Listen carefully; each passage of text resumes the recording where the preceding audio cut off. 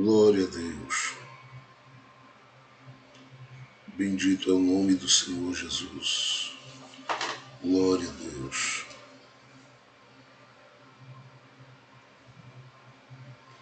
Glória a Deus. Glória ao nome santo do Senhor Jesus. Glória ao nome de Jesus. Glória ao nome de Jesus.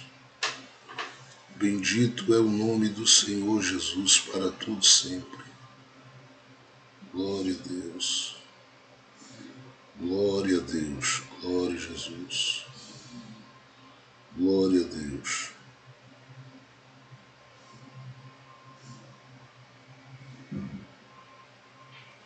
Glória a Deus. Glória ao nome de Jesus. Glória a Deus. Bendito é o nome do Senhor Jesus.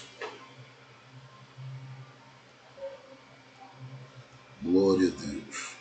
Glória a Deus. Glória a Deus. Glória ao nome de Jesus. Gente querida, que a graça e a paz de Jesus esteja com o seu coração. Para a glória de Deus, estamos de volta.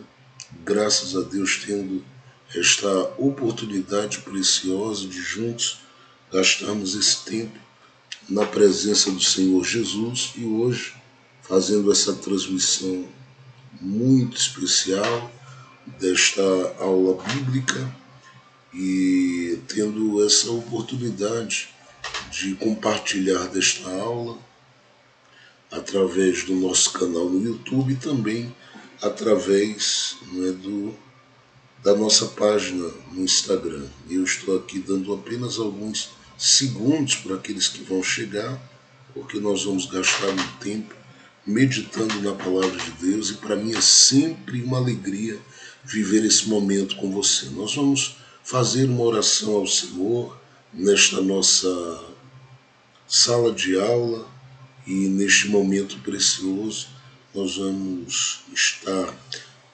buscando da parte de Deus direção, resposta, instrução, e eu tenho certeza que o Senhor continuará abençoando as nossas vidas, os nossos corações e proporcionando às nossas vidas esse tempo de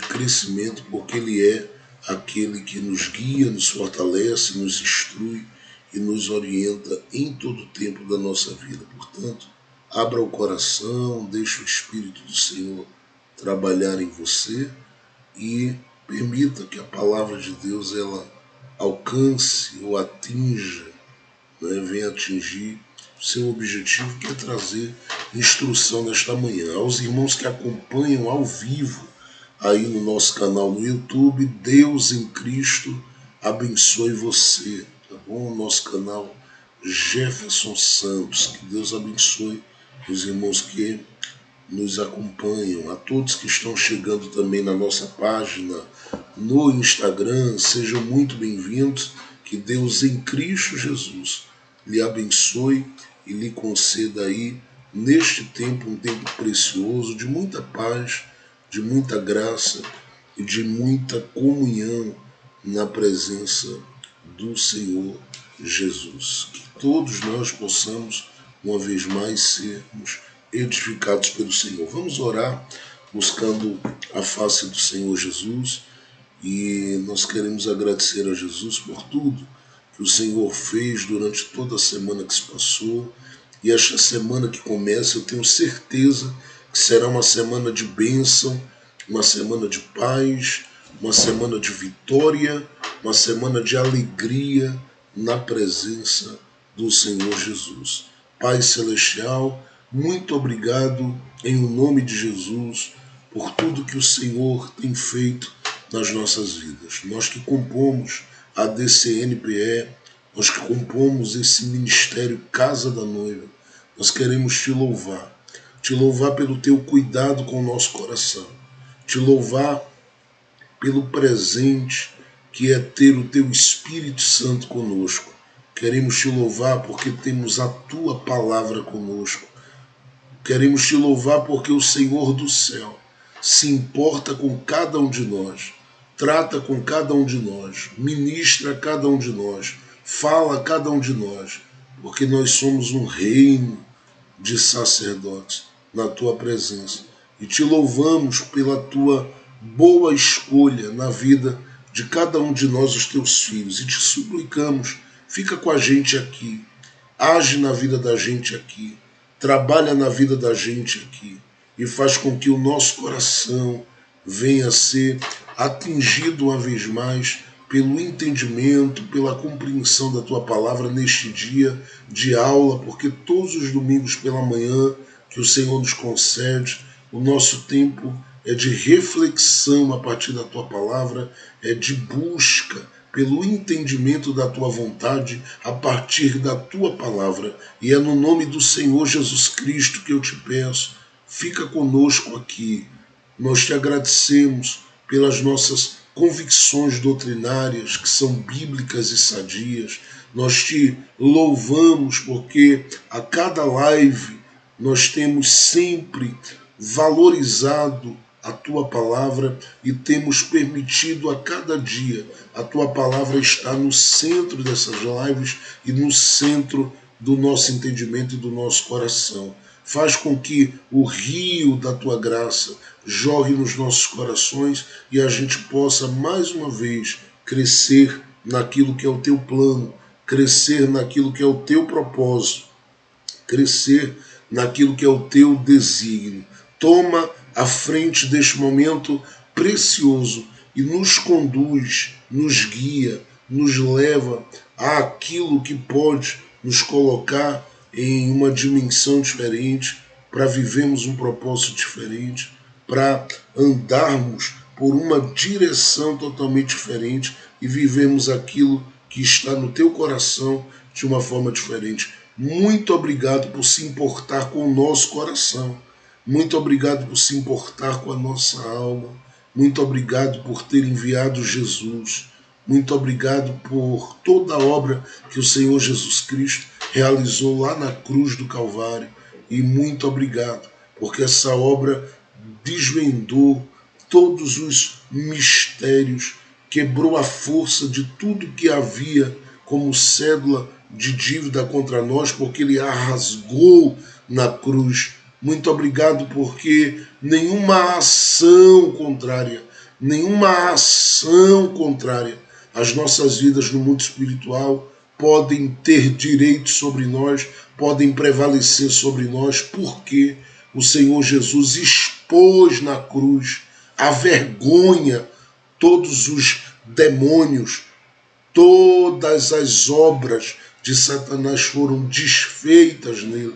E nós te agradecemos porque por meio de Cristo Jesus as nossas casas são abençoadas, por meio de Cristo Jesus as nossas famílias são abençoadas e tudo isso se revela na nossa casa porque nós cremos em Jesus e continuamos crendo no Senhor Jesus. E eu sei que a tua graça de Deus, a salvação de Deus, a bondade de Deus, o favor de Deus, a misericórdia de Deus, a compaixão de Deus há de continuar nos alcançando.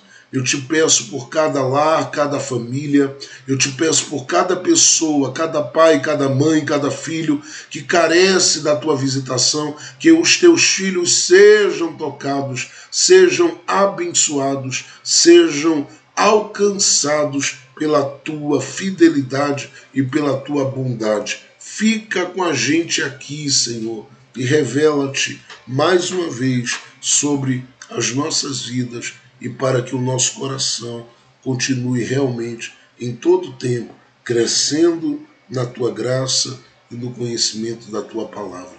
Fica conosco para a glória e louvor do nome santo do Senhor Jesus.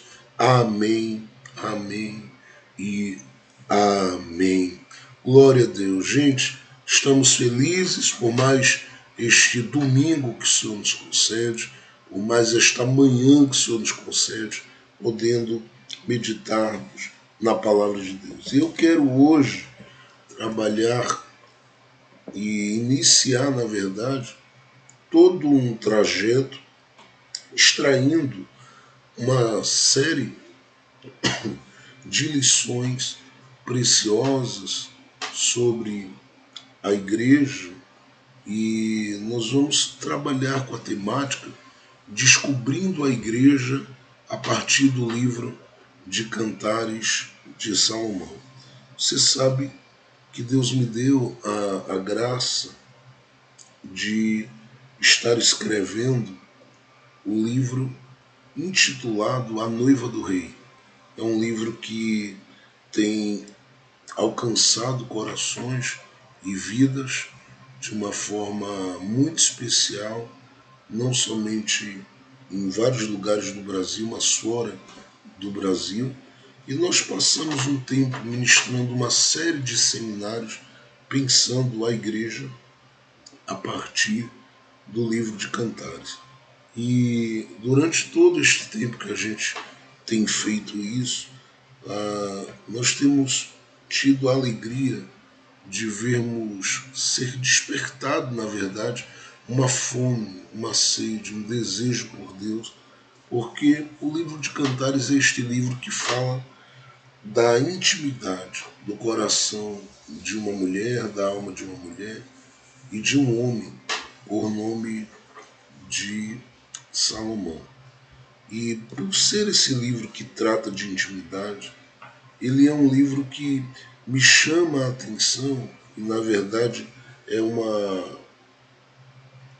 uma expressão poética que me chama a atenção, porque muito daquilo que é apresentado em alto grau de intimidade através da vida desse casal, eu penso que tem muito a ver com aquilo que faz parte do interesse do coração de Deus, do coração do Senhor Jesus, para este tempo, para estes dias e principalmente com relação ao coração da sua igreja. Porque a igreja de Jesus, ela foi chamada para viver um tempo de relacionamento com o Rei. E sabemos muito bem como a Bíblia vê a igreja e apresenta a igreja. Nós somos apresentados com uma riqueza de detalhe muito grande. E se a gente fosse tomar aqui todos os textos, nós não teríamos como ir por todo o tempo vivenciando essa experiência da reflexão e conseguimos detalhar tudo ponto a ponto que a Bíblia diz sobre a igreja.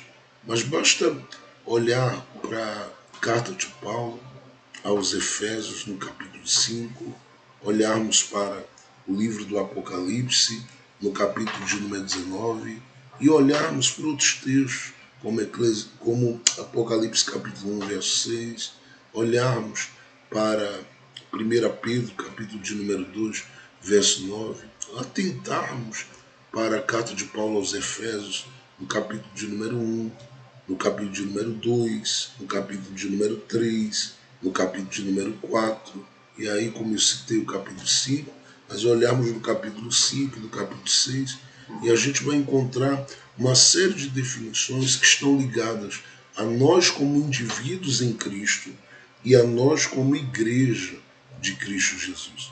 De modo que eu penso que entre tantas coisas que a Bíblia diz que nós somos reis, sacerdotes, geração eleita, nação santa, povo comprado e tantas coisas que a Bíblia diz ao nosso respeito, este título de noiva e esposa de Jesus, para a gente, é o de maior privilégio. É claro que todos os outros títulos marcam o nosso coração, a nossa vida, marcam a nossa história, mas eu tenho que dizer que não existe nada que se compare na nossa trajetória de vida a entendermos que nós temos este compromisso, esta relação, esta vida onde há uma porta extremamente aberta para a intimidade com o coração daquele que nos ama, com o coração daquele que tem para com as nossas vidas estabelecido o seu propósito.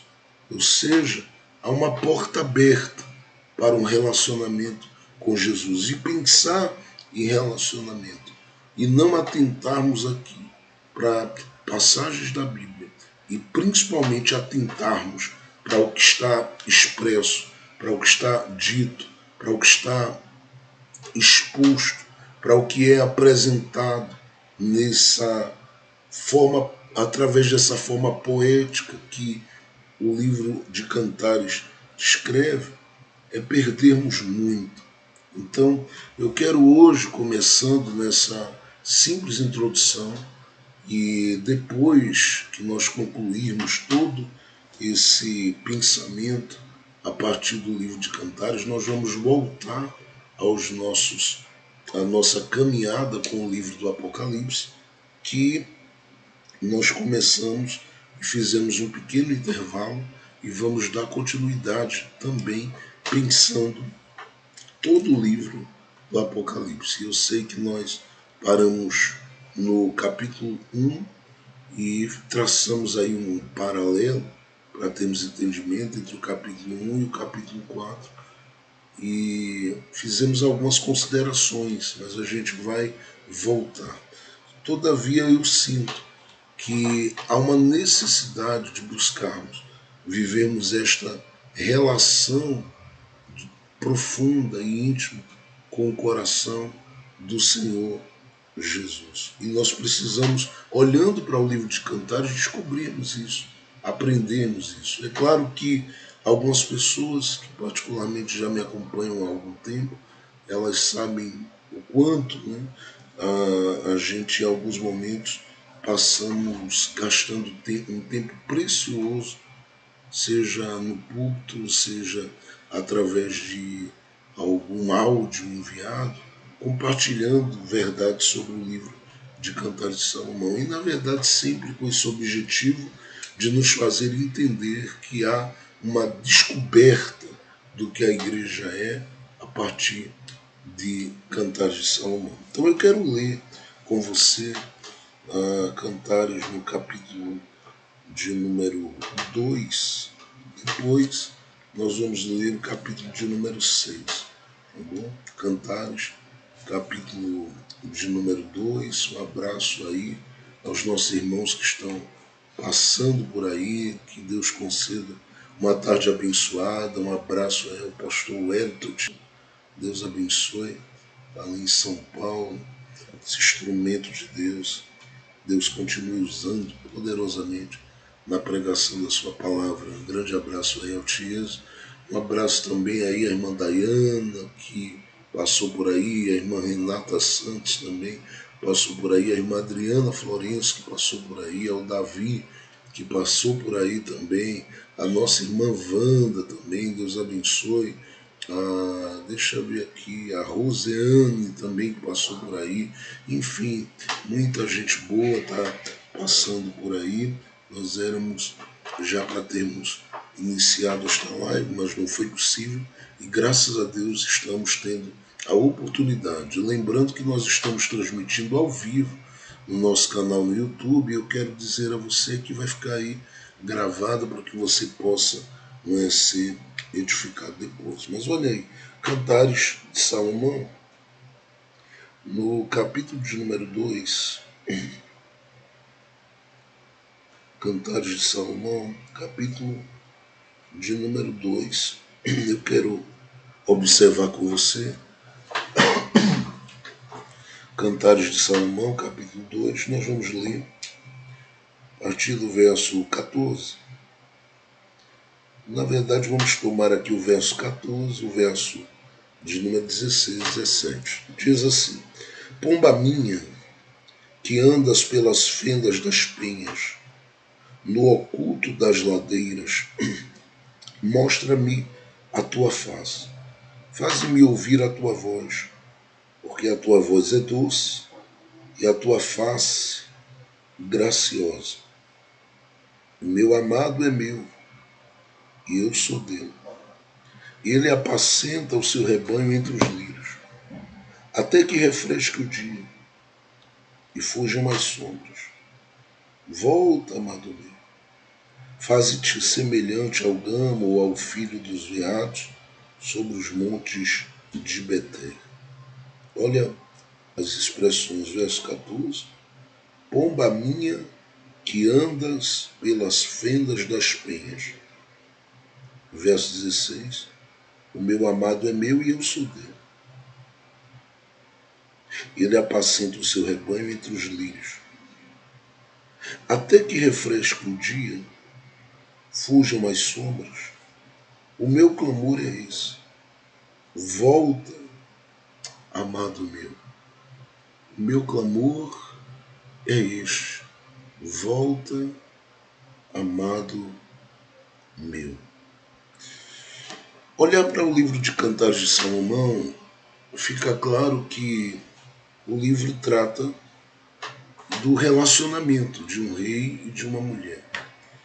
A gente tem uma dificuldade, mesmo fazendo uma busca pelos comentários mais conhecidos e famosos,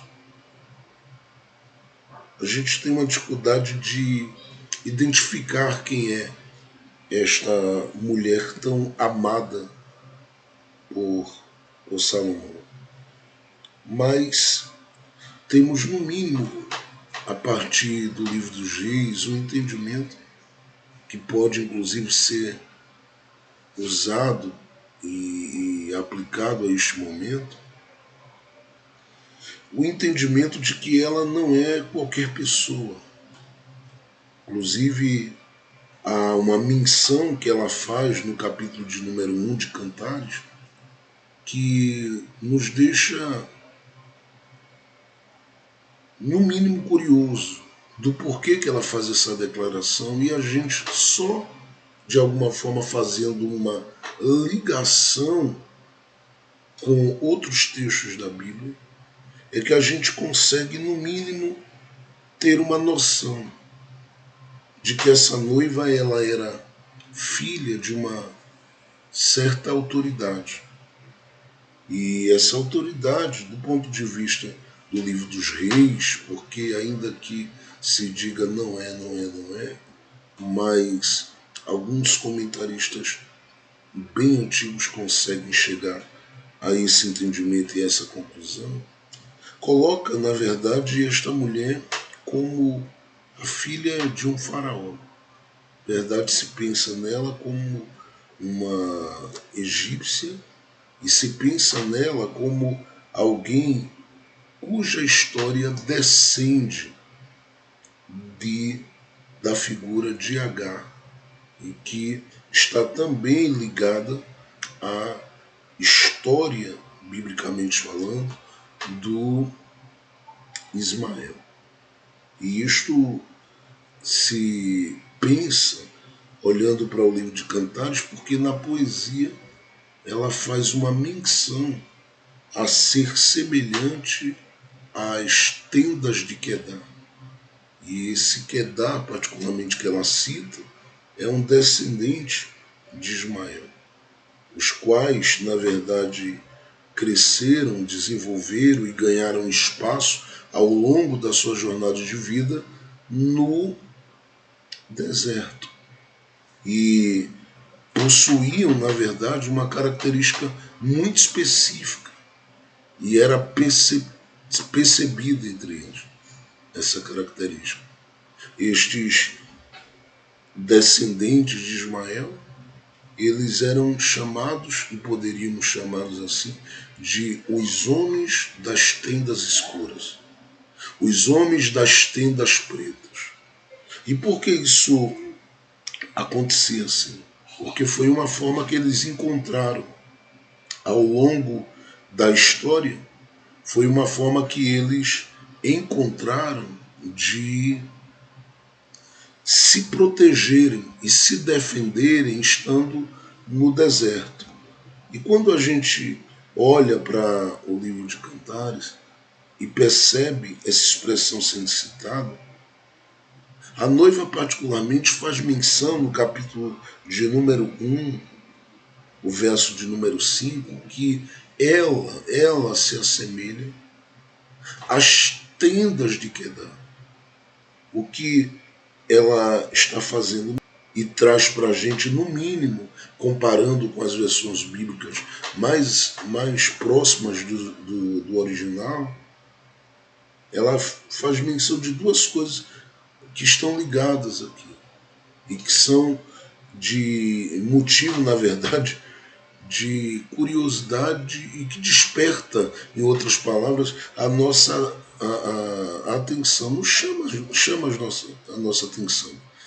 Eu estou dizendo aqui porque ela diz que ela era semelhante às tendas de Quedar, e a ideia é pensar nessas tendas como tendas escuras. E um dos pontos é que ela está falando aqui, pensando propriamente dito na sua cor. Está pensando na sua cor, na cor da sua pele.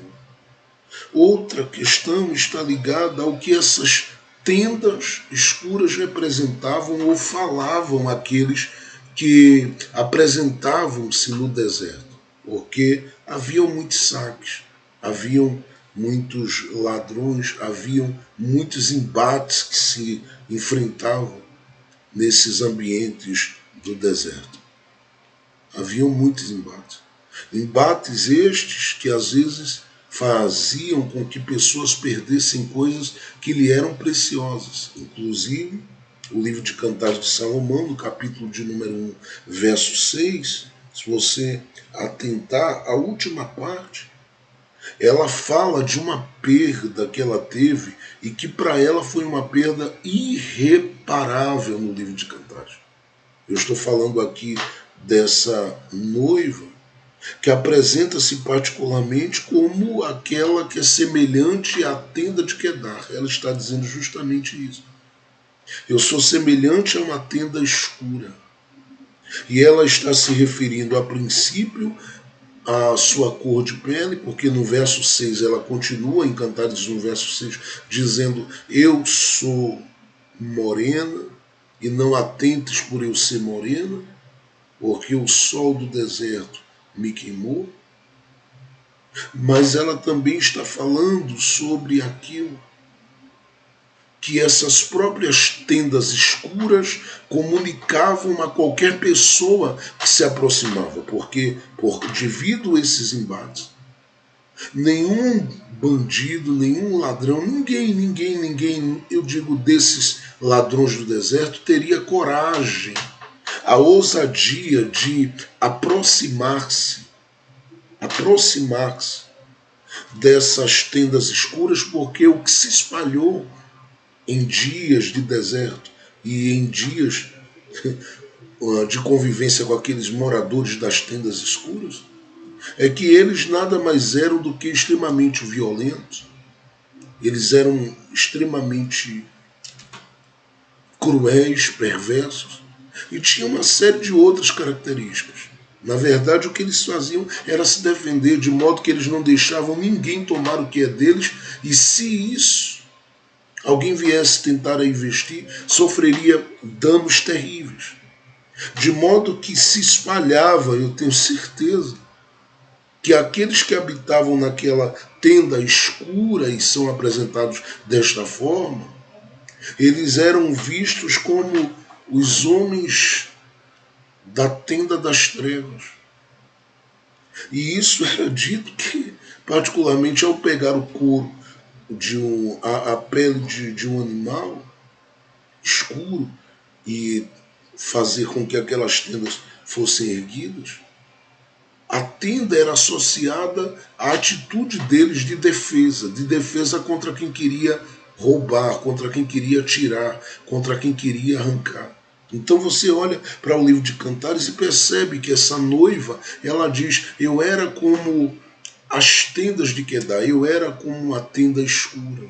E ela está falando primeiro da cor da sua pele e da influência sofrida do ponto de vista do convívio no ambiente do deserto, e também está falando dessas características as quais são perceptíveis no meio da sua família e da sua parentela, porque ela particularmente é alguém que foi alvo de muita coisa ruim por parte da família, e isso a faz ser alguém que está convivendo com essa realidade do deserto e lidando com inúmeros conflitos ali, e por causa desses conflitos com os quais ela lida, e não somente os conflitos, mas também uma responsabilidade que é colocada, e a gente vai citar isso aqui, mas a responsabilidade que é colocada sobre ela faz com que qualquer pessoa, ao olhar para ela, veja que ela carrega muito dessa descendência que se protege no deserto, que se defende no deserto, que ataca no deserto. E é claro que olhando biblicamente para ela, você veria e perceberia uma mulher totalmente indefesa. Todavia, o que se popularizou a partir da ideia da tenda escura parece que está muito ligado à sua personalidade, ao seu caráter. E quando eu falo de uma mulher dócil, não estou dizendo aqui que ela era uma mulher que não tinha reações. Não, ela aqui está sendo apresentada em Cantares, no capítulo 1, verso 6, ela está sendo apresentada como aquela que peregrina, que caminha, como aquela que está no deserto. E está no deserto porque os seus irmãos a colocaram ali para cuidar da vinha, o que era de uma responsabilidade muito grande. Então ela era uma mulher que sim, batia de frente, apresentava talvez características muito fortes do ponto de vista de usar as suas palavras de uma forma muito incisiva. E isso faz talvez com que ela se olhe e diz assim: antes de qualquer experiência que eu tive com o rei ao longo da minha existência, ao longo da minha caminhada, ao longo da minha jornada, eu era uma tenda escura. Eu era uma tenda das trevas. Ela está dizendo isso em Cantares 1, versículo. Não era a minha cor, mas a minha personalidade, meu jeito de ser. E talvez não fosse totalmente assim, porque ela, no livro de Cantares, revela toda a sua alma.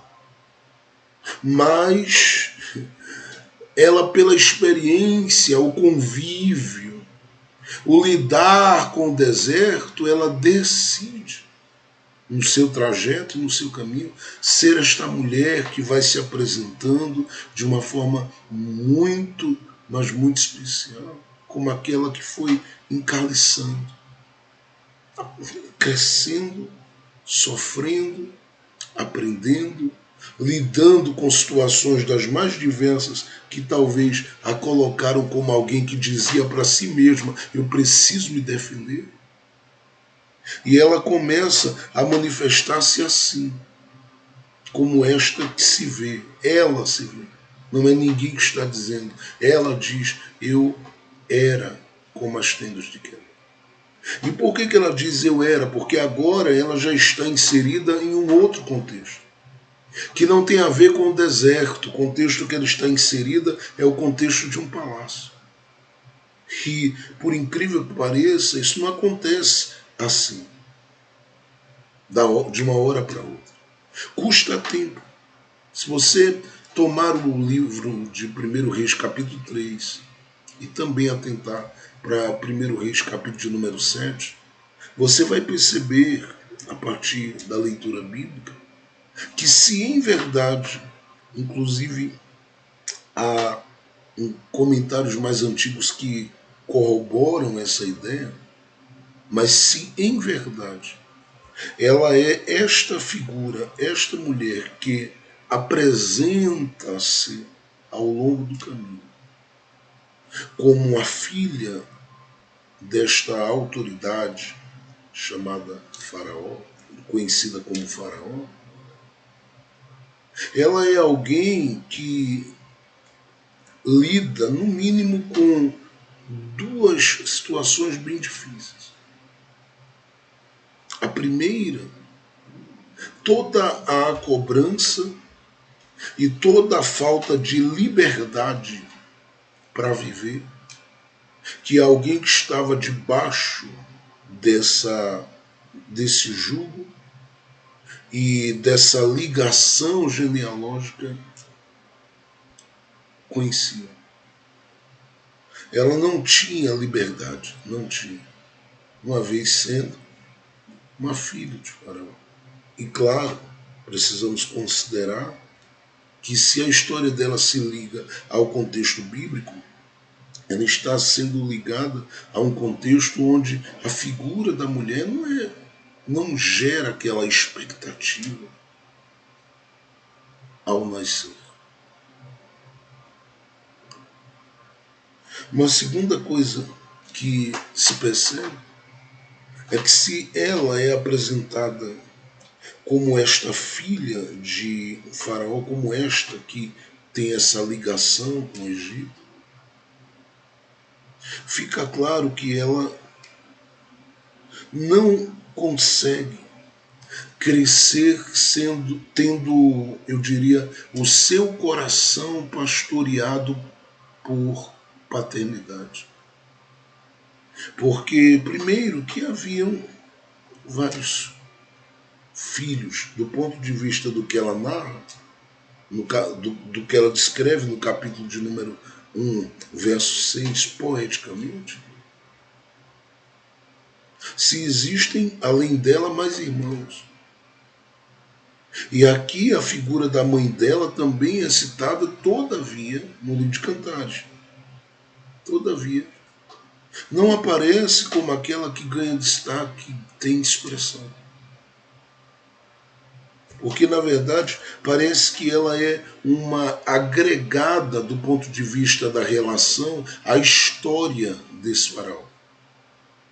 Ela está como uma daquelas que compunham uma série de mulheres ligadas a um ambiente específico, que pertencia a essa autoridade. E que deve ter, em algum momento da vida, tido a alegria de ter a proximidade com ele ao ponto de dar a ele alguns filhos. Todavia, não sabe quem ele é nesse tempo, pelo menos com informações mais exatas. E ao mesmo tempo também se percebe que ele não tinha esse compromisso ou esse comprometimento de dar uma assistência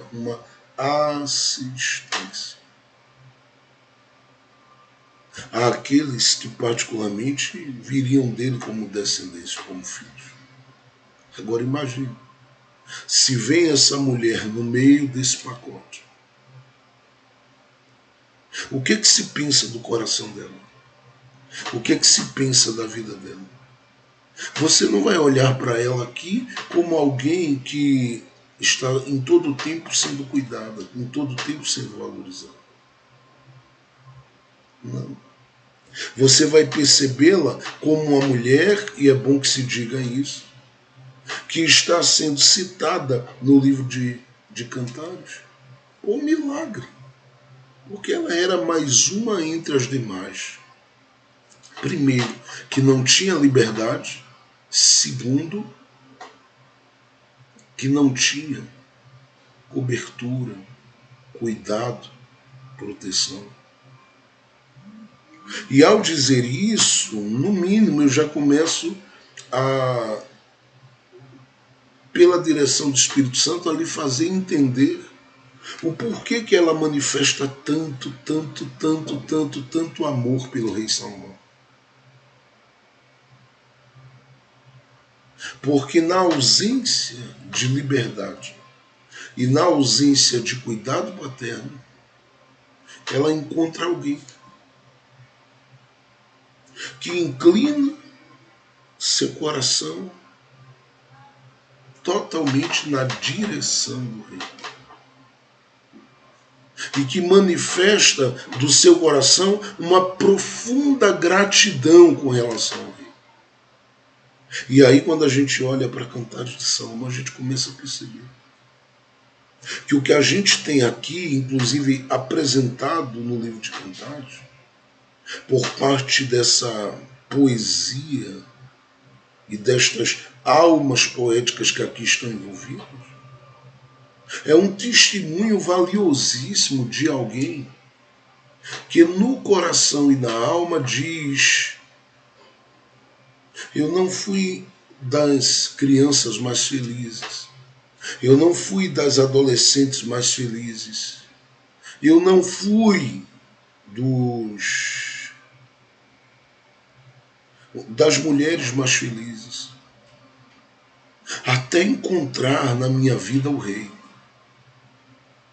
até descobrir na minha vida o Rei,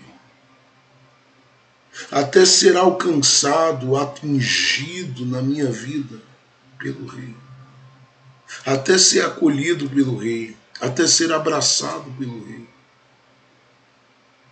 abraçada pelo Rei. Ela poderia deixar claro: olha, eu cresci debaixo de escravidão ou de jugo, de um jugo difícil. Por quê? Porque era alguém sem liberdade. É filho, é filha de uma autoridade egípcia. Não vai ter liberdade. Não vai ter liberdade. Segundo, essa ausência de paternidade. Inclusive no texto, na poesia, é citada a mãe dela, no capítulo número 8. Outro texto também ainda de Cantares cita a mãe dela. Por que o pai não é citado de forma direta aqui?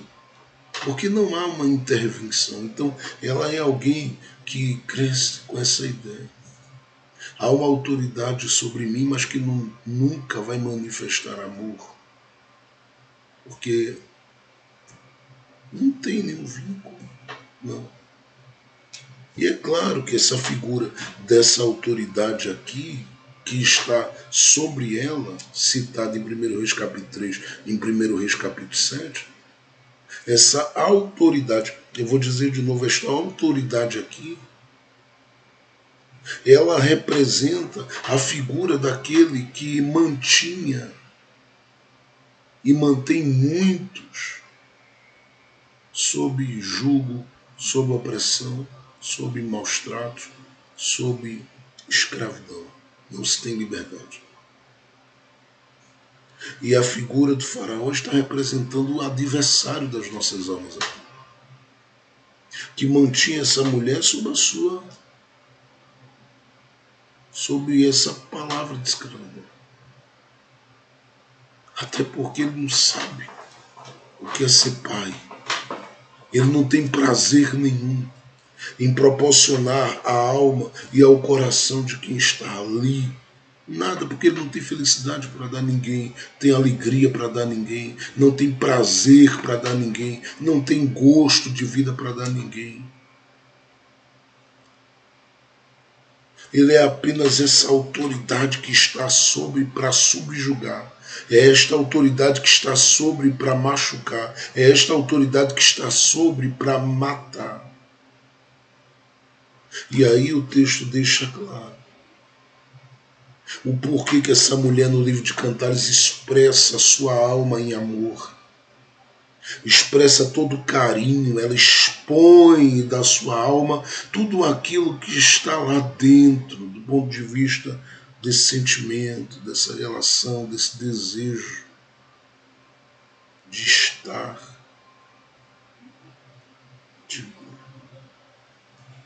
Por que ela expressa tanto isso diante do rei? Porque ela sabe que a realidade de vida dela é uma realidade marcada em muitos momentos dessa caminhada da sua trajetória pela falta de liberdade e pela falta de um pai. Inclusive ela vive problemas emocionais e eu vou começar hoje essa série a partir disso.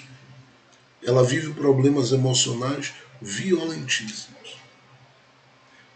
Glória a Deus. Deus abençoe a irmã Fabiana Kelly, que está aí na sala com a gente.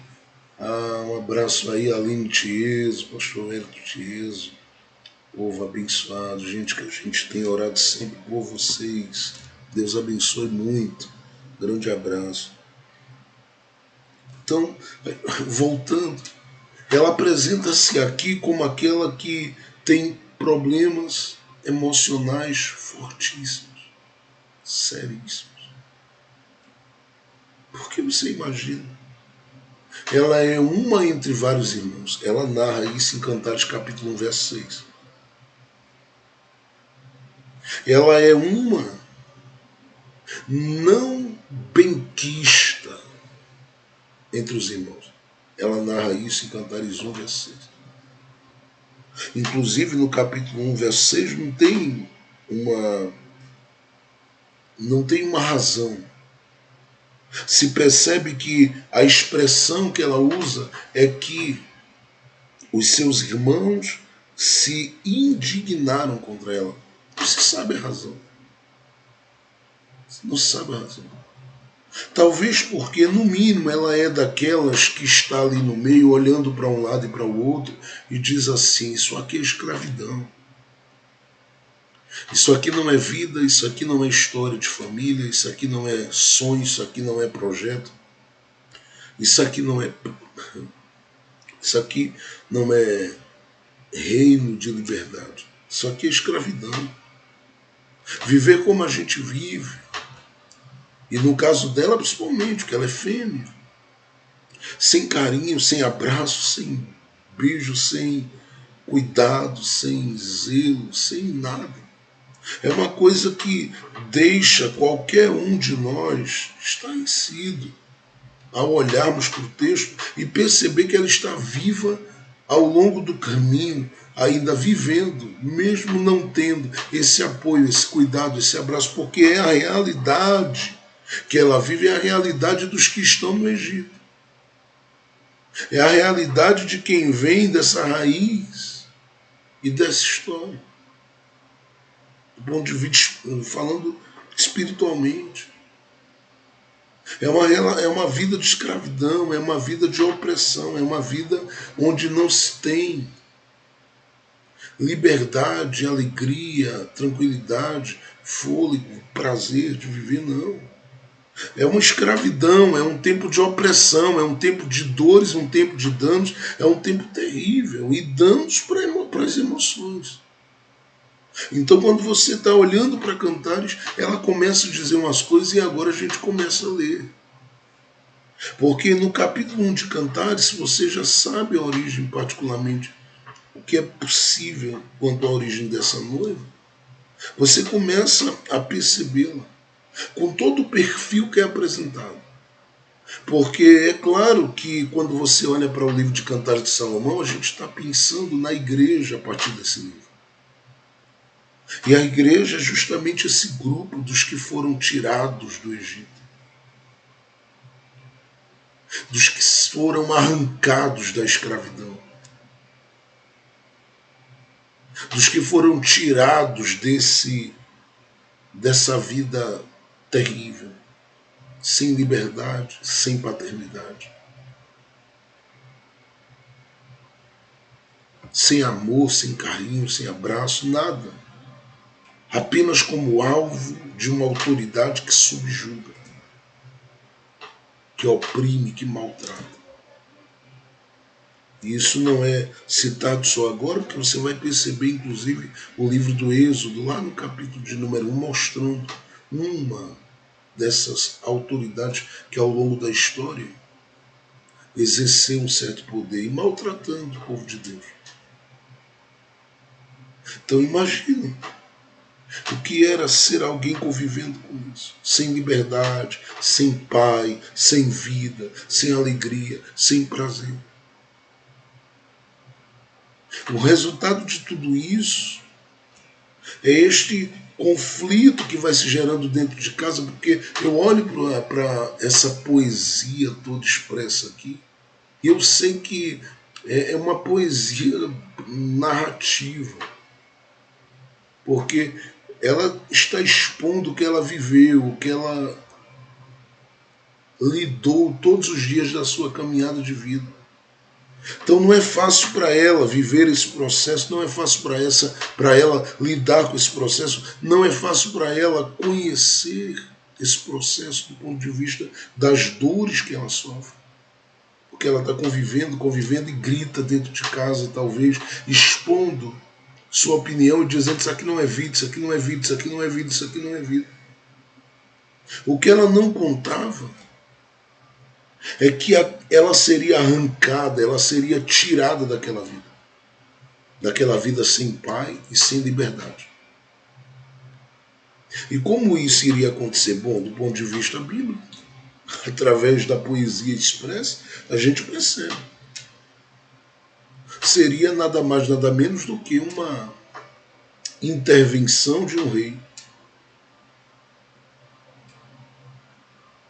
que revelaria mais na frente que não a encontra por acaso. Estou indo bem devagar para você assimilar a palavra revelada. Estou falando de um rei que vem para intervir, mas que vai deixar claro depois que não entrou na história dela por acaso, que não esbarrou com ela na vida. Não. Esse rei já trata algumas coisas com o faraó já há um tempo. E aí você lê 1 Reis capítulo 3, 1 Reis capítulo de número 7, você vai percebendo biblicamente que há uma coisa linda, porque esse rei vai lá e resolve o que precisa resolver para tirar esta mulher. Mas por que justamente ela? Haviam outros. Mas ela vai vir como a representante, justamente porque ela é aquela que diz: eu preciso de liberdade, eu quero liberdade, eu quero liberdade. E isso, eu penso, faz os irmãos se indignarem contra ela. Porque eles não teriam razão. Não teriam razão para poder aparecerem aqui sendo citados como os que se indignaram contra ela. Porque no capítulo de número 1, verso 6, é dito isso. Eu vou repetir, eles não teriam motivo, não teriam razão para isso. Eu penso que a única coisa que a coloca vivenciando esse desconforto por parte dos irmãos é o que ela expressa, é o que ela põe para fora, é o que sai da alma, é o que sai do coração, e ela diz: eu preciso ser livre. E eu penso que quando ela está dizendo isso, é justamente o período em que o rei está tratando com a autoridade que está sobre a vida dela e diz para ela: eu quero ela, eu a quero. Eu preciso tê-la, eu preciso trazê-la para mim. Eu preciso tê-la. Eu a quero.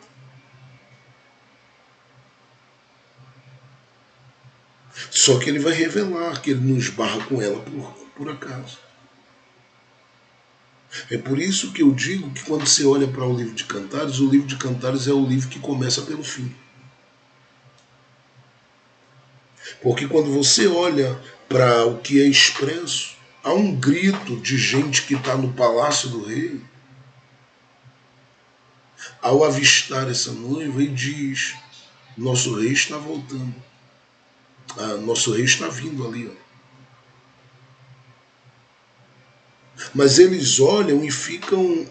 elas olham, porque eu estou falando das mulheres do rei, elas olham e ficam estupefatas, ficam assustadas. Se você tem a sua Bíblia, eu queria que você olhasse aí o capítulo 8 do livro de Cantares. Olhe o capítulo de número 8 e veja que coisa interessante. Porque é aqui que começa essa construção. Cantares é o livro que começa pelo fim. Então olhe para o capítulo de número 8 de Cantares de Salomão e veja. A pergunta que é feita aí a partir do verso 5. Quem é esta que sobe do deserto e vem encostada ao seu amado? É uma pergunta. Quem é esta que está subindo do deserto? É justamente o que ela apresenta como realidade de vida. No capítulo 1, versículo de número 5 e 6. Então a pergunta que vem é: quem é esta que sobe do deserto? Quem é esta? Aí o texto diz que vem encostada ao seu amado. E por incrível que pareça, as palavras que vão começar a ser entoadas já não é dessas que perguntam. Mas o que vai ser apresentado aqui como palavras daqui para frente fluem do brado dado pelo próprio rei. E olha o que é que o rei diz: debaixo da macieira te despertei. Ele está dizendo: eu te achei em um lugar. Aí ele diz: ali esteve tua mãe com dores. Ali esteve com dores aquela que te deu a luz. O que ele está dizendo? Não pense que eu estou te encontrando agora. Não. Observe bem o que ele está expondo. Eu te despertei debaixo desta macieira porque foi ali que a tua mãe te teve. Ele está expressando para ela: eu te conheço desde o teu nascimento. E é claro que conhecia muito antes. Não estou falando já de Salomão, estou falando do rei dos reis. Mas ele aqui está mostrando claramente: olha, eu marquei uma data e um dia para vir te encontrar, para vir te buscar. Nós não sabemos a idade que ela tem, mas eu acredito que não seja uma pessoa amadurecida. É um adolescente, eu penso, está aí entrando na fase da juventude. Só que a gente percebe a força disso aqui. Porque ele está dizendo para ela, não sei se você pega essa palavra para a sua vida, porque ele está dizendo para ela: olha, não é neste dia do encontro que eu estou revelando que te conheço. Eu estava lá no lugar onde a tua mãe te teve. Eu estava lá, eu contemplei lá o dia do teu nascimento. Eu sei coisas acerca desse dia do teu nascimento. Eu sei coisas acerca do dia que você nasceu. Ele estava deixando claro para ela: eu te conheço desde a tua infância, desde o teu nascimento. E marquei a data, eu penso que ele diria isso, marquei o tempo, marquei a data, marquei a época, marquei o dia em que te acharia no caminho e te traria totalmente para mim. E agora chegou o momento dele olhar e dizer: ela vai sair daqui do Egito e ela vai comigo. E ele tira ela de lá. E a sensação que ela tem é de profunda gratidão, porque pela primeira vez na vida ela está descobrindo o que é ser livre e ela está descobrindo o que é ser amada. É por isso que por duas vezes no livro de Cantares, no capítulo de número 2, verso 17, no capítulo de número 2, verso de número 16 e 17, por três vezes, melhor dizendo, capítulo 2, verso 16, capítulo 2, verso 17 e no capítulo de número 3, capítulo de número 6, verso 3 do livro de Cantares, ela expressa e diz: o meu amado é meu. E ela não se expressa assim por acaso, ela está dizendo isso porque ela diz: eu passei a minha vida toda sem ninguém que me amasse, sem ninguém que me resgatasse, sem ninguém que me valorizasse, sem ninguém que cuidasse de mim, sem ninguém que me visse com esses olhos de alguém que ama a minha alma. Mas agora eu achei. Achei aquele que, em primeiro lugar, está revelando que conhece a minha história, mesmo quando eu não sabia o que era história, porque ele me conhece desde o meu nascimento. Segundo, ela está dizendo: eu achei aquele que pagou por mim, que me comprou, que deu um alto valor por mim. Mas em terceiro lugar, ela está dizendo: eu estou achando aquele que está me tirando da realidade da vida que eu vivia e está me conduzindo para uma outra realidade, porque esta realidade é a realidade exposta pelo céu, para o coração, para a alma, para a vida, para a história de cada um de nós. É a realidade de uma mudança operada pelo Rei nas nossas vidas. Porque é uma mudança de lugar, é uma mudança de Senhor, é uma mudança de realidade, até porque qual era a realidade vivida por ele? Observe aí, por gentileza, Cantares capítulo 1 e veja qual era a realidade vivida por ela. A realidade vivida por ele é apresentada no capítulo de número 1. E qual a realidade que ele está vivendo? Também é apresentada no capítulo 1, e tudo isso está no verso 5. Ela diz: eu sou morena. Em outras palavras, ele está dizendo: eu sou alguém marcado. Eu sou alguém marcada. Eu vou repetir. Ela está dizendo: eu sou alguém marcada. E aí ela diz: porém, carrego comigo formosura. Porque apesar do contexto de vida que eu vivi, deserto, deserto, deserto, apesar de todas as coisas que eu vivi, deserto, em deserto, em deserto. Olha o que ela diz. Isso é muito forte, gente, muito sério. Ela diz: eu não perdi a minha formosura. Aqui eu descobri que há ambientes que têm poder de nos marcar, mas não tem o poder de arrancar de nós a nossa formosura. Porque a sua vida em Deus, ela é formosa. A sua vida para Deus, ela é formosa. Existe beleza na sua vida.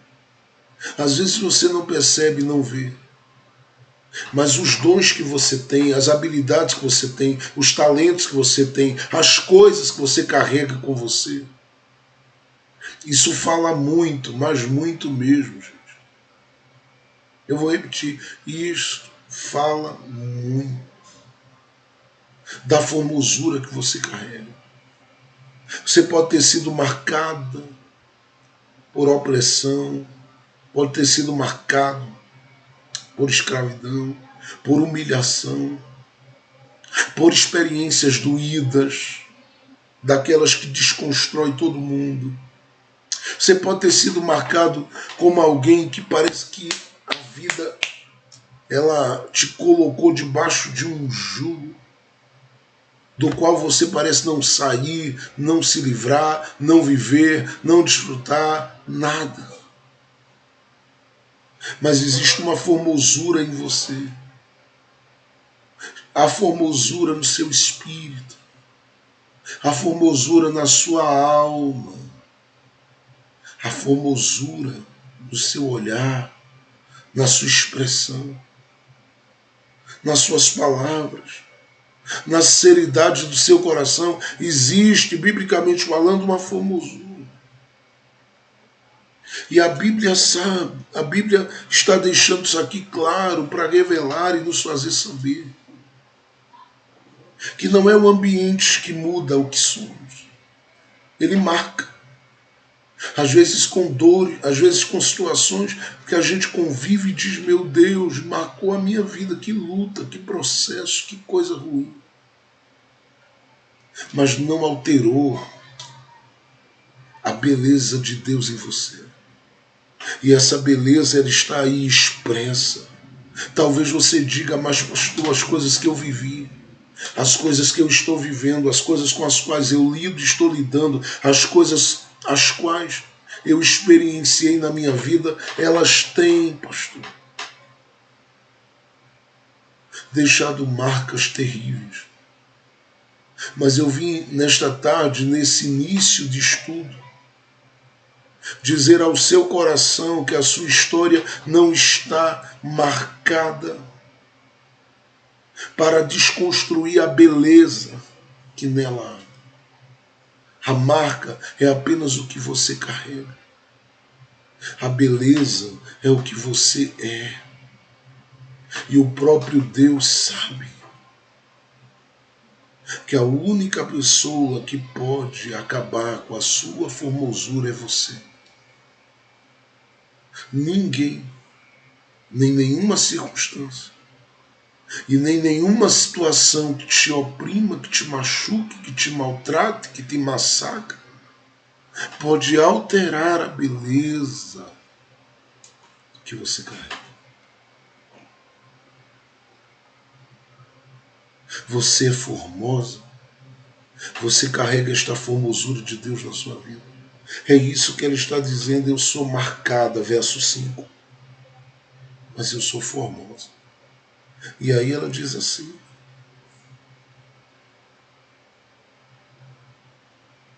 eu era como as tendas de Quedar. Minha realidade era escura, minha realidade era terrível. Minha realidade era a realidade de quem enfrentava as noites, lidava com as noites, sofria. Por falta de paternidade, por falta de cuidado, por falta de carinho, por falta de zelo, por falta de amor.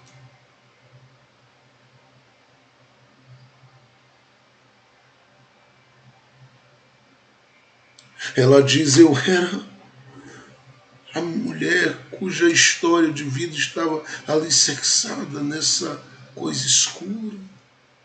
Até que de repente veio uma graça, um favor, uma misericórdia, uma bondade por parte do Rei, que é o que ama a minha alma. E isto acabou modificando muito do que eu sou, mudando muito do que eu sou, transformando e alterando muito do que eu sou. E ela pode dizer com muita alegria, com muito prazer, mas com muito prazer mesmo, que houve uma mudança, e ela dá testemunho. Eu era como as tendas de Quedar. E dependendo da sua tradução, ela diz aí, e agora sou como a cortina de Salomão. Eu sou como a cortina do palácio. Eu sou como a cortina do palácio do rei. O que ela está falando aqui é da transformação que ocorreu na sua vida. Porque apesar de tudo que o ambiente fez com ela carrega uma coisa com ela, que é a formosura. E essa formosura não foi abalada pelo ambiente. Muito pelo contrário. Permaneceu intacta e de pé. E por isso ela diz, fui como uma tenda escura por causa dos desertos, por causa dos desertos, por causa dos desertos da vida. Mas houve uma mudança. Deus abençoe Leandra, que está aí também. Deus abençoe. Então ela vai dizendo com muita clareza, era como as tendas de Quedar, tendas escuras. Mas agora minha realidade foi mudada. E ela mudou de uma forma espantosa, de uma forma impressionante. Ela mudou de uma forma muito especial. Porque agora eu estou como uma cortina no palácio do rei. O que ela está dizendo aqui, descrevendo, é o que aconteceu conosco como igreja.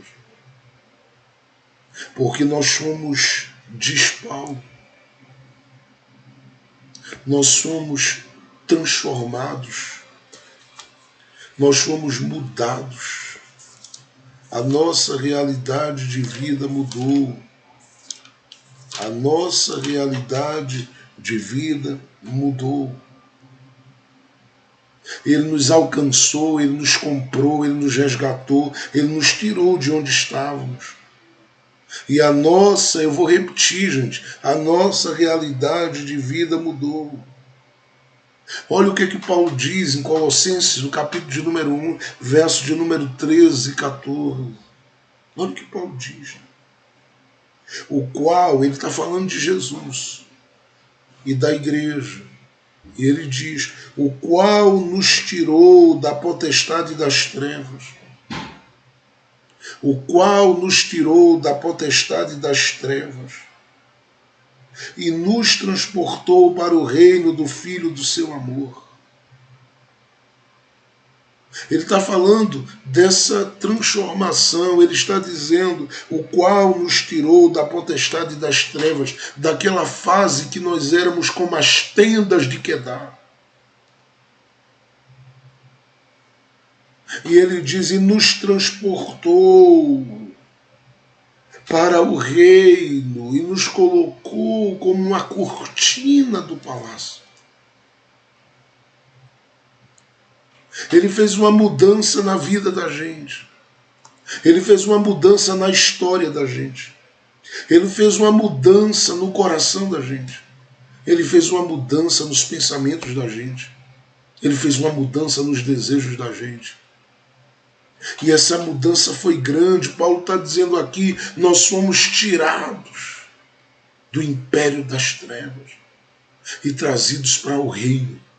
Éramos como tendas escuras, mas fomos transformados em cortinas do palácio. Houve uma mudança acontecendo na nossa vida que nos colocou em uma nova posição, que nos colocou ocupando um novo lugar, que nos colocou em um novo dia, em uma nova fase. É por isso que quem olha para ela em Cantares capítulo de número 8, verso 5 diz, começa a dizer, quem é esta que sobe do deserto junto ao seu amado? E o amado vai dizer, é aquela que eu achei quando estava para nascer. É aquela que eu marquei o dia e a hora de transformar a realidade de vida dela. É aquela que eu tirei para simplesmente viver uma transformação e uma mudança significativa e relevante na sua vida. É por isso que a igreja, ela é a eclésia. Ela é o grupo dos chamados para fora. É aqueles que foram tirados de uma realidade e que são chamados todos os dias para dar testemunho da transformação que viveram, porque ela foi tirada de uma realidade escura, difícil, opressora, de uma realidade de julgo, debaixo da força do pecado. Mas Paulo diz, ele nos tirou do império das trevas e nos transportou para o reino do Filho do seu amor. Ele nos tirou da posição de tenda de Quedar e nos fez uma cortina no seu palácio. Eu estou falando para a gente aí que viveu uma mudança muito grande na sua consciência, no seu coração e na sua história. Isto porque o rei um dia decidiu te comprar. O rei um dia decidiu revelar que te conhecia. O rei um dia decidiu te tirar do lugar que você estava e te trazer para uma nova realidade de vida. Realidade esta que te colocou e tem te colocado em um novo plano, em um novo tempo, em novos dias, em novidade de vida, como diz Romanos capítulo 6. Novidade de vida. Então você começa a olhar para a história dessa noiva e percebe que a noiva da história, ela é aquela que foi achada, foi comprada e foi, em terceiro lugar, transformada pelo rei. Transformada porque foi tirada do império das trevas para ser uma cortina no palácio. Então, quando eu estou falando aqui dessa noiva, eu percebo, tendo uma visão do livro de Cantares, que ela apresenta-se com uma segunda característica. Quando você observa o capítulo 1 de Cantares, eu queria que você olhasse muito bem para esse capítulo 1. Quando você observa o capítulo de número 1 de Cantares, eu queria que você observasse muito bem isso aí. A Bíblia diz aí no capítulo 1,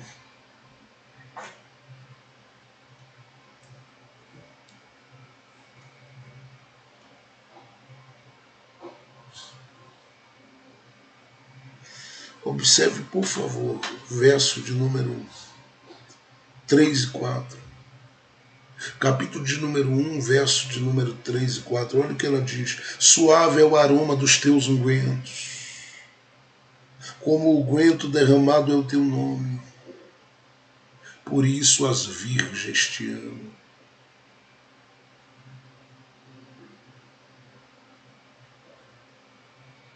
Leva-me tu, correremos após ti. Você percebe como primeira característica que ela tem uma história com o rei tem uma história com ela, e essa história está alicerçada nos pontos que eu falei anteriormente. Mas você vai percebendo que há aqui, em segundo lugar, uma outra característica. E esta característica revela que ela é alguém que ao longo da vida foi descobrindo o valor real das coisas. E, consequentemente, das pessoas. Eu estou falando aqui porque, olhando para ela sabe que o rei com quem ela fala é aquele que tem muitos recursos nas mãos. Inclusive deixou a rainha de Sabá estarrecida diante de tudo que tinha. Deixou maravilhado. Todavia você olha para o texto e percebe que este rei, e é bom que se diga isso aqui, ele olha para ele e percebe, não. Alguém que não está aqui encantado aí, gente, deixa-me dizer uma coisa. Quando você olha para o texto, você percebe que este amado, ele presenteia, ele dá, ele favorece. Vem colar, vem pulseiras, vem uma série de coisas para ela. Mas para ela nada disso é mais importante. Porque ela diz claramente, olha, rei, eu fico maravilhada com algumas coisas. Primeiro, verso de número 2. Teu amor é melhor do que o vinho. Eu fico impressionada com teu amor. Segundo, suave é o aroma dos teus ungüentos. Como unguento derramado, ela diz, é o teu nome. Ela diz, eu fico maravilhada com teu nome. Teu nome cheira. Teu nome cheira. E cheira muito bem. Ela diz. Terceiro, ela diz no verso de número 4. Leva-me tu. Me conduz no teu reino. Me conduz no teu palácio, porque eu poderia tentar aqui encontrar-me e construir o meu próprio caminho no teu reino, mas eu não quero. Porque a prioridade dela aqui é o rei. Não as coisas do rei, eu vou dizer, mas o rei. Ela olha para ele e diz assim: teu nome, teu amor é tudo que eu mais valorizo. E a expressão dela realmente nos faz entender a partir daqui que deve ser a expressão do nosso coração e a visão do nosso coração como igreja. Porque às vezes a gente se envolve com o rei e fica maravilhado com tudo que o rei tem, porque ele é criador de tudo. Mas deixamos de valorizar o nome do rei. Deixamos de valorizar a presença do rei, como está no verso 4. E aí, deixamos de valorizar o amor do rei, como está no verso 12. E é do interesse do rei que a gente saiba, gente, que eu e você fomos chamados de uma forma muito especial.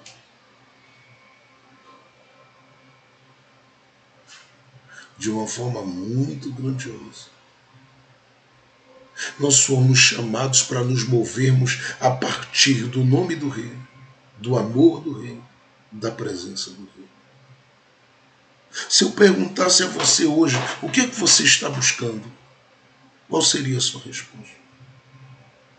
Muitos de nós diríamos: eu estou buscando algumas coisas do rei. Não é errado. Mas quando a gente pensa nas coisas sem valorizar o amor, o nome e a presença, a gente perde muito. E é isso que essa mulher começa a nos revelar. Para mim, o amor, o nome e a presença do rei é tudo. Uma terceira característica que eu percebo nela, olhando para Cantares capítulo de número 1, está no verso de número 6. Olha as palavras dela. Ela está diante das eleitas, das amadas do rei no palácio. Ela está diante das mulheres que o rei tem. Aí o texto diz no verso 6: não olheis para eu ser morena, porque o sol resplandeceu sobre mim. Os filhos de minha mãe indignaram-se contra mim, puseram-me por guarda das vinhas. A minha vinha, porém, não guardei. Ele está dizendo algumas coisas importantes. Mas a principal delas é que ela nunca deixou de ser alguém cujo coração, e é uma terceira característica dela, é extremamente comprometido. E preste bem atenção. O compromisso dela revela-se compromisso com a casa a princípio.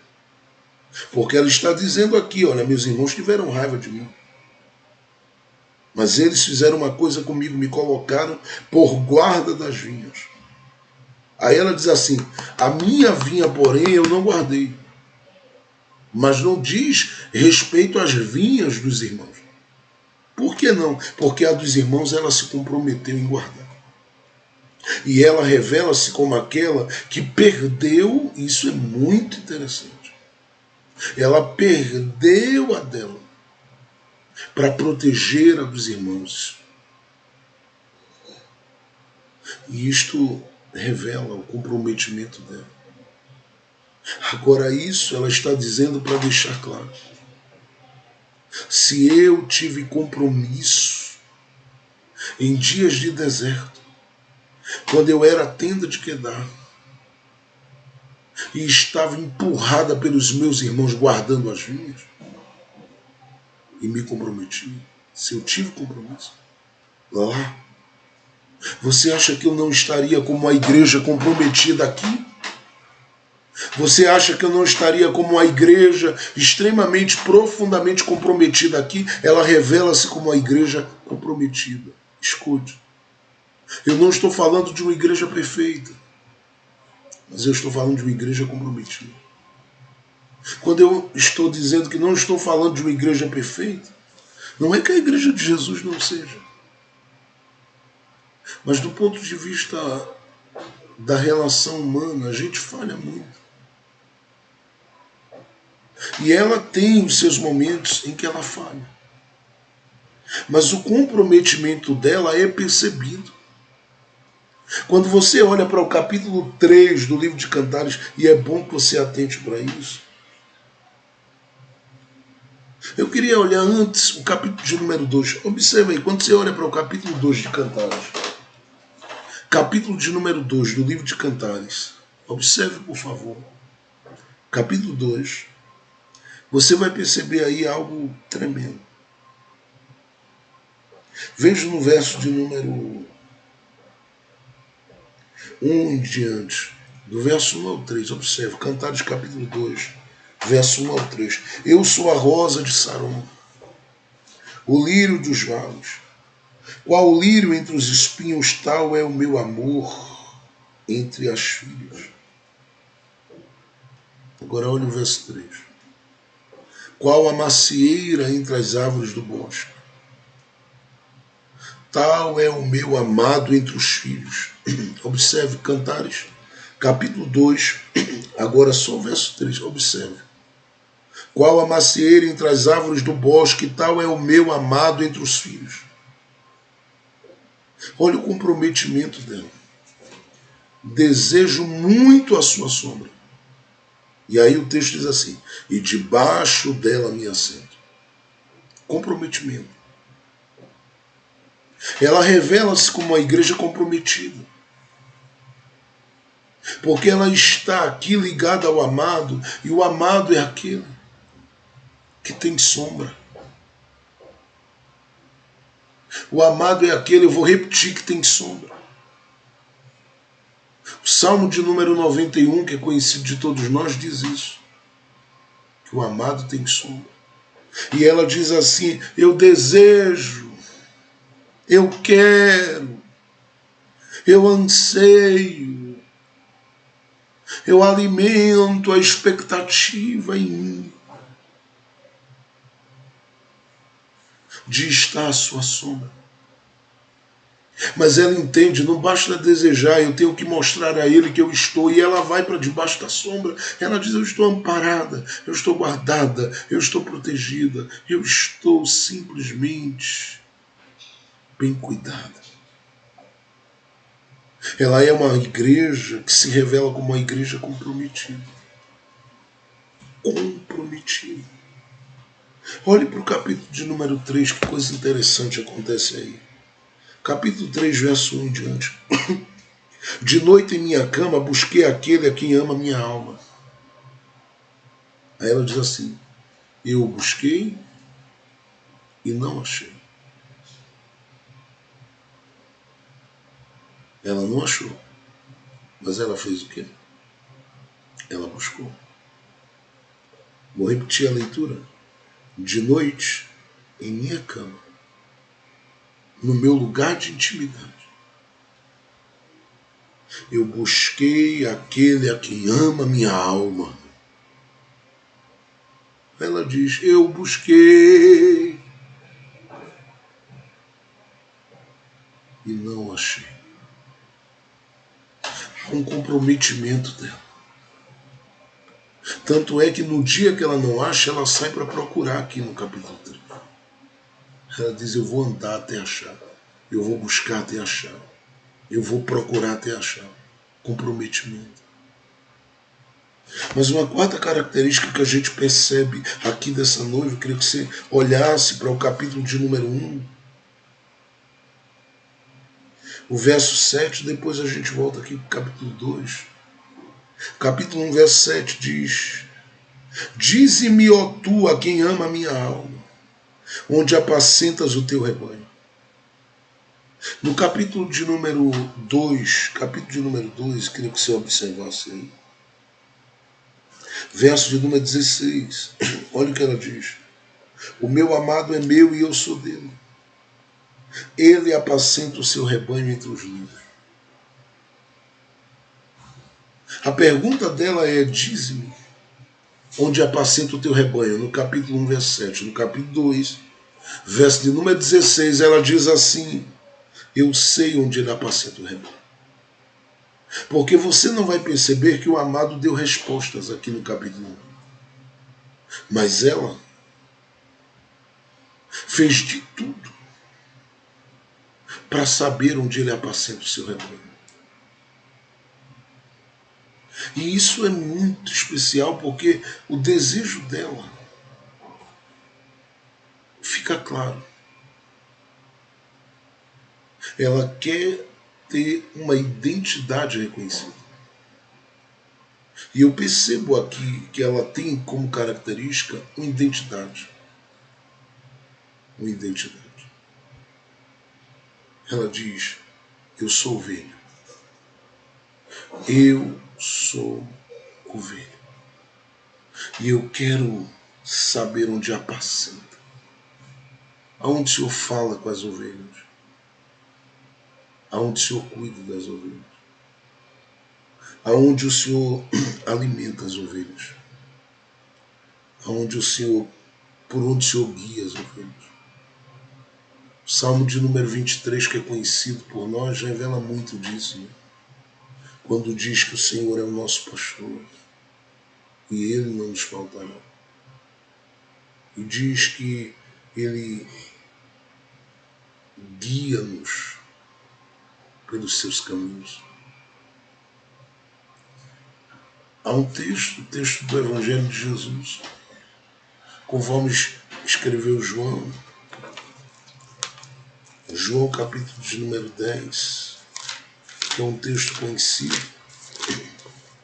João capítulo de número 10, a Bíblia diz assim, no verso de número 11, eu sou o bom pastor.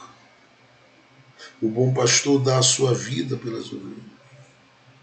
Mas o mercenário que não é pastor, de quem não são as ovelhas, vê vir o lobo e deixa as ovelhas e foge. E o lobo as arrebata e dispersa as ovelhas. Ora, o mercenário foge porque é mercenário e não tem cuidado das ovelhas. Ele está dizendo aqui que o pastor tem cuidado das ovelhas. Verso 14. Eu sou o bom pastor e conheço as minhas ovelhas. E das minhas sou conhecido. Eu sou o bom pastor. Eu conheço as minhas ovelhas. E das minhas ovelhas eu sou conhecido. Aí você começa a me ouvir, começa no mínimo nesse momento a olhar para a Bíblia e dizer: qual é a minha identidade? Porque você precisa entender que você tem uma identidade. No reino, você tem uma identidade.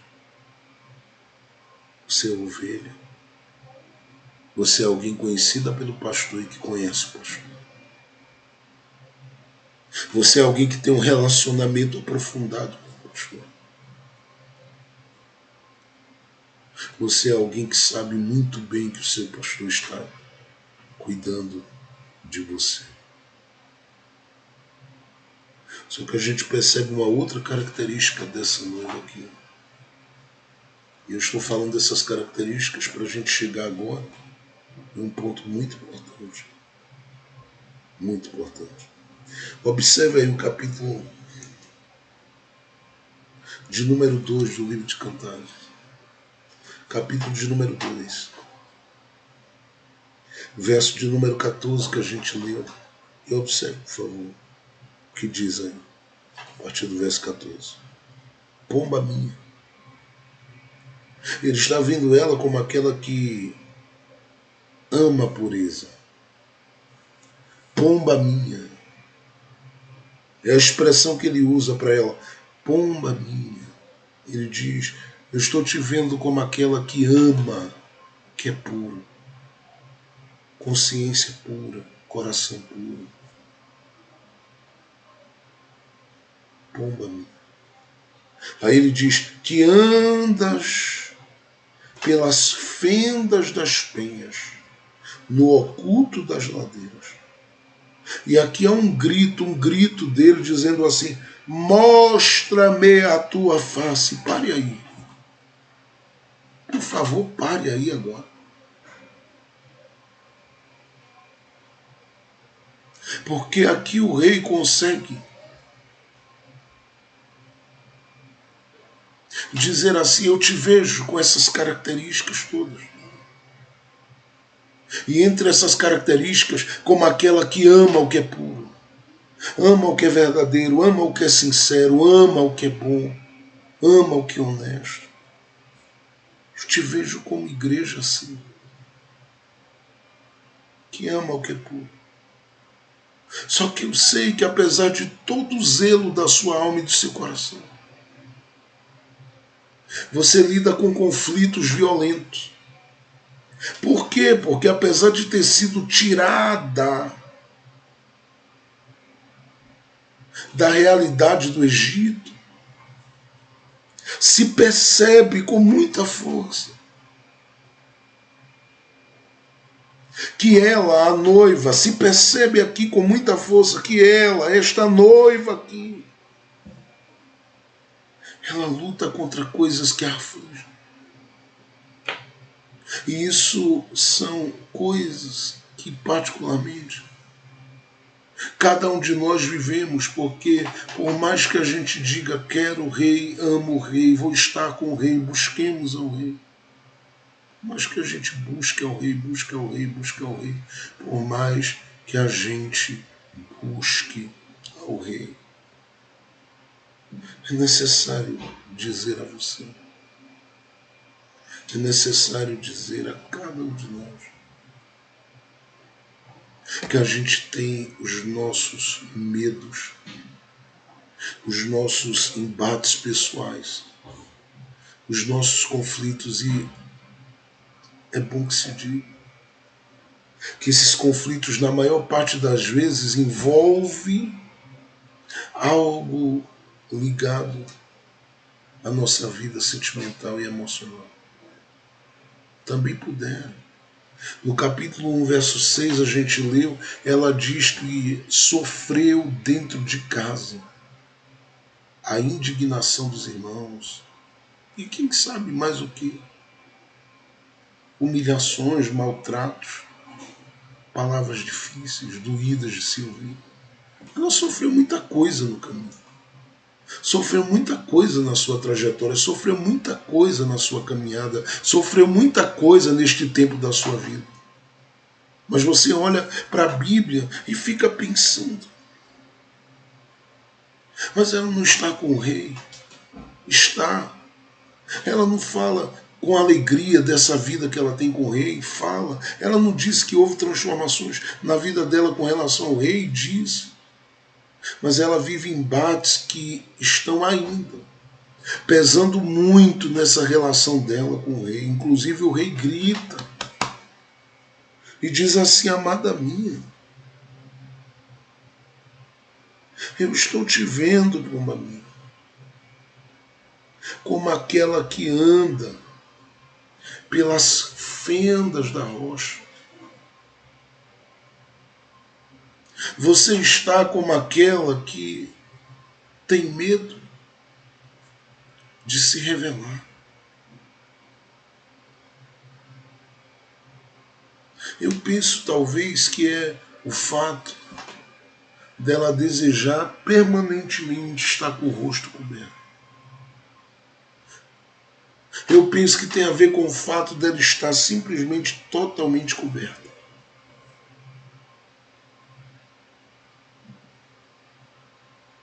Totalmente coberta.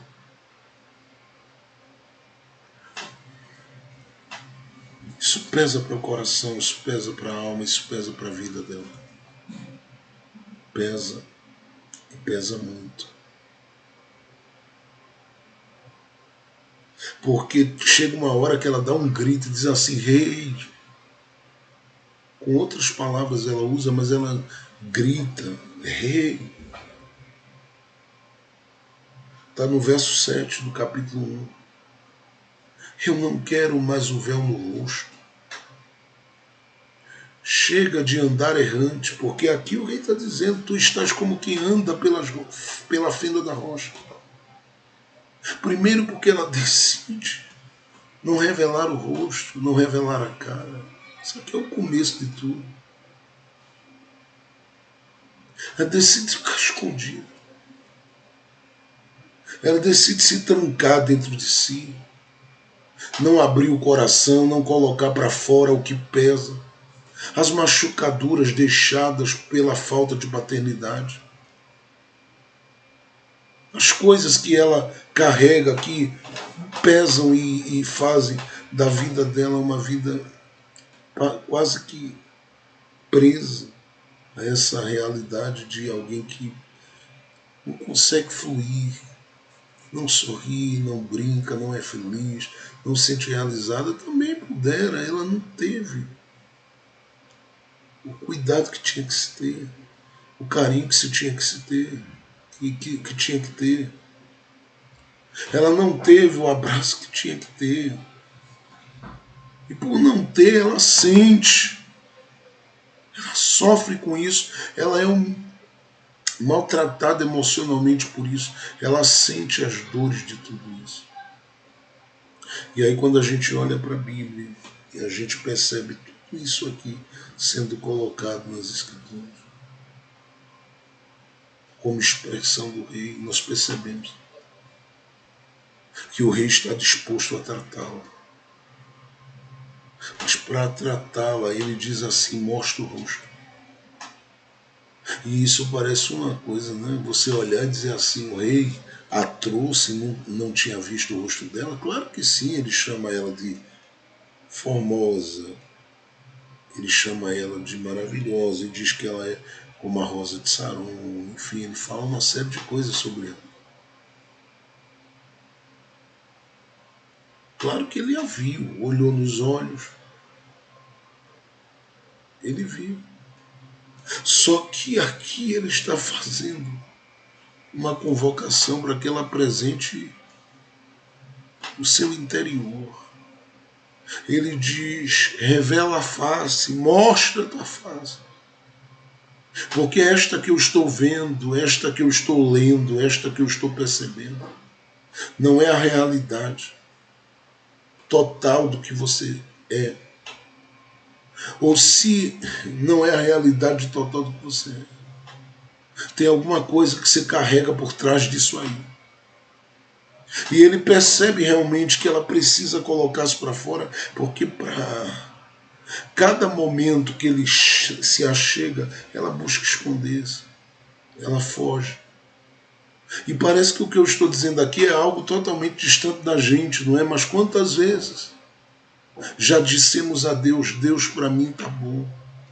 Já dissemos ao amado da nossa alma, olha, para mim tá bom aqui, tá bom onde eu estou, eu não preciso de mais nada do que isso aqui, aonde eu estou vivendo, o que eu estou vivendo, tudo que eu estou vivendo, para mim é o suficiente. Chega.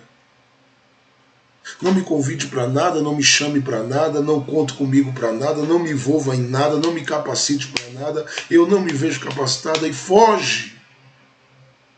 Mas esta não é a realidade de Deus para a sua existência nem para a sua vida. Deus tem coisas lindas, Deus tem coisas grandiosas, Deus tem coisas preciosas para a sua vida.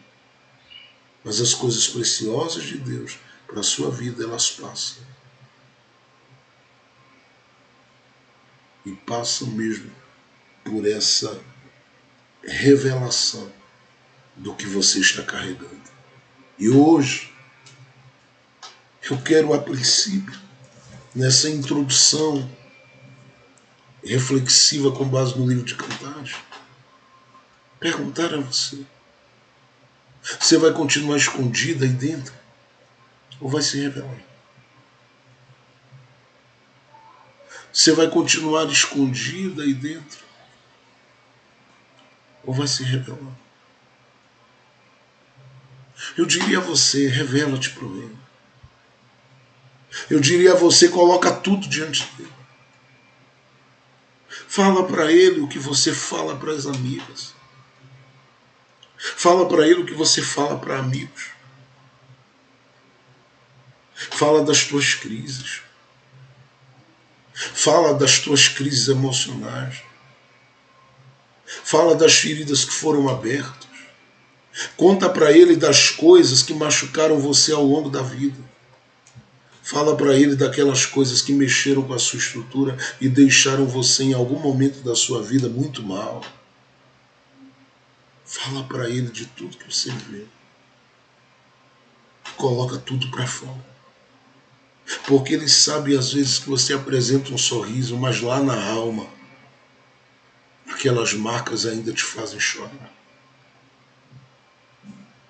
Às vezes no coração você diz, não, eu preciso me manter firme, eu preciso me manter de pé, eu preciso me manter sorrindo, eu preciso me manter bem, eu preciso me manter como aquele e aquela que é percebido e percebida pelos outros como quem está bem. Mas se você, lá no fundo da alma e do coração, se permitir ser sondada por ele, você sabe que ele vai achar aí um coração de alguém arrebentado. Você sabe que ele vai achar aí alguém que está totalmente arrebentado. E aí você que está me ouvindo no Instagram ou no meu canal aqui no YouTube, talvez diga, pastor, mas é tão difícil colocar para fora as coisas. Mas a gente às vezes faz isso com colegas que a gente confia. Eu diria, abre o coração para a gente. Como você abre o coração para pessoas e para a gente que você confia, abra o coração para o rei. Coloca tudo diante do rei e diga para o rei, rei, essa é a minha face. Eu estou quase maluca, rei.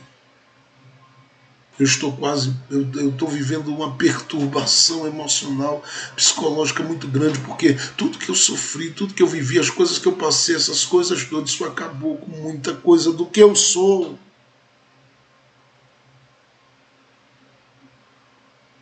Está na hora de você viver o bem do rei na sua existência. Está na hora de você viver o bem do rei na sua vida. Está na hora de você viver. Mas para você viver, você precisa colocar para fora. E eu lhe digo, tira essa face daí de dentro e diz ao rei, rei, aqui está. Todas as mágoas que eu carrego, todas as tristezas que eu carrego, todas as dores que eu carrego, tudo aquilo de mal que pesa sobre mim, eu estou colocando agora diante de ti, porque eu quero me ver livre disso. Eu quero te amar e quero ser amada por ti. Eu quero andar contigo e quero que o Senhor ande comigo. Eu quero viver a tua glória em mim. Quero andar por aí espalhando da tua graça e da tua glória com as pessoas. Mas para isso, aqui está a minha face. Coloca tudo para fora e deixa que essas coisas venham até ele. Eu vou lhe dar uma palavra: destranque a câmara dos horrores. Destranque a câmara dos horrores. Abra a porta.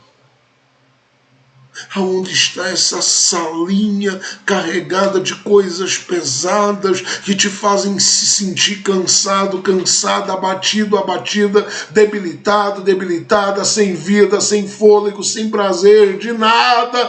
Pelo amor de Deus, coloca isso para fora. E permita, em nome de Jesus, que a graça de Deus te alcance, que o favor de Deus te alcance e que hoje Ele te cure de tudo isso que está aí. Porque Ele faz uma limpeza no nosso coração. Ele transforma, Ele muda. Mas Ele espera que a gente saia do esconderijo. Ele espera que a gente abra a porta. Ele espera que a gente coloque tudo para fora e diga para ele: olha, tá aqui minha face, essa é minha realidade. Tem dias que eu quero ser rebelde mesmo, tem dias que eu quero, sabe, chutar tudo pro ar, tem dias que eu quero sumir, tem dias que eu quero desaparecer. Coloca a face para fora. Tem dias que eu não quero acreditar em mais nada, tem dias que eu me sinto como alguém, não é ingratidão, mas tem dias que eu me sinto como alguém que não é vista, não é percebida, não é admirado, não é valorizado, não é valorizada. Rei, aqui está a minha face. Coloca tudo diante dele, você vai ver o que ele vai fazer com você. Você vai ver o que ele vai fazer em você. Você vai ver o que ele vai fazer com você. Domingo a gente continua. Pai Celestial, muito obrigado pela tua presença. Nós estamos na tua presença.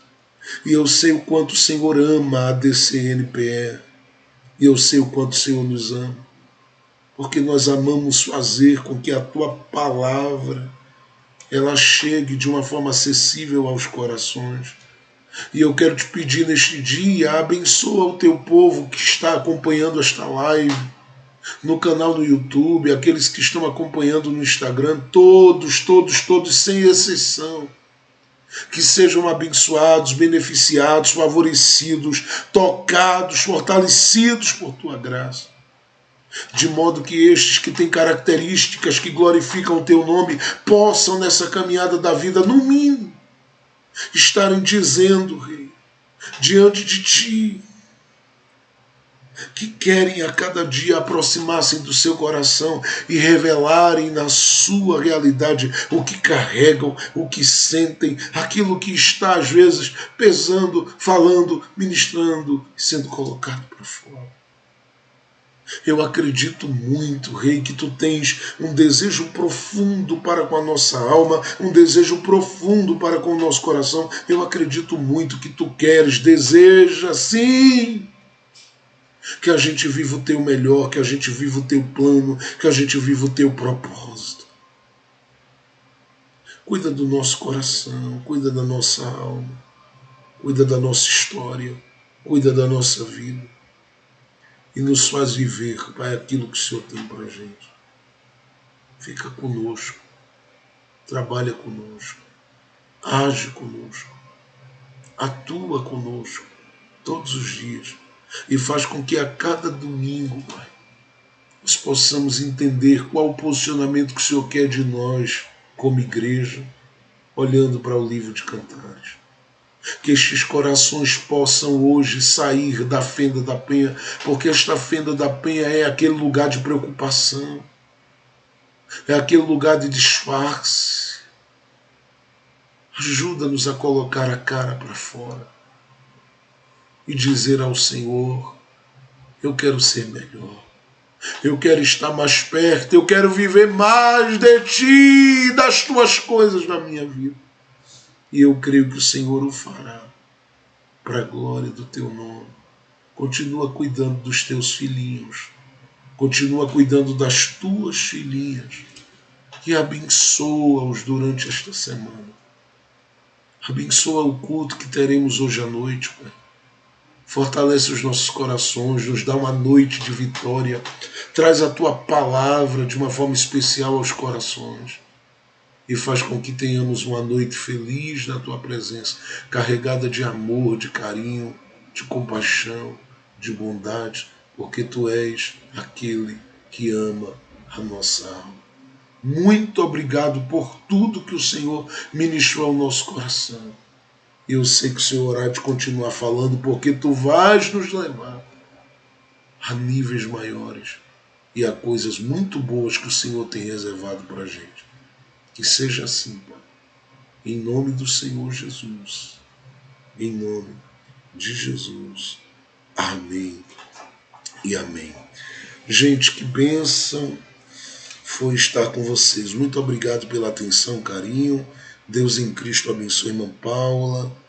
Aí, um abraço a todos. A irmã Suzy também. Deus abençoe a irmã Kátia, a irmã Leandra, todo mundo que esteve aí com a gente, a irmã Wanda, a Luciana, esse povo todo que passou aí esteve com a gente. Que Deus, em Cristo Jesus, abençoe o coração, a alma e a vida de cada um. E que vocês tenham uma semana maravilhosa na presença de Deus. Hoje, às 7 horas da noite, nós estaremos aqui adorando a Jesus, celebrando o nome dele, bendizendo o nome dele. E eu desejo que você com a sua casa seja realmente muito feliz e muito abençoado. Que essa semana seja uma semana de portas abertas e de grandes milagres de Deus sobre a sua vida. Que o amor de Deus, a graça de nosso Senhor e Salvador Jesus Cristo, a doce consolação do Divino Espírito Santo de Deus seja com todos nós, agora e para todos sempre. Todos digam amém, amém e amém. Que Deus em Cristo Jesus abençoe você, abençoe sua casa e Ele conceda realmente uma semana de paz e bênção. Um beijo na alma e no coração de todo mundo. Que o Senhor te abençoe para a glória e louvor do seu santo nome.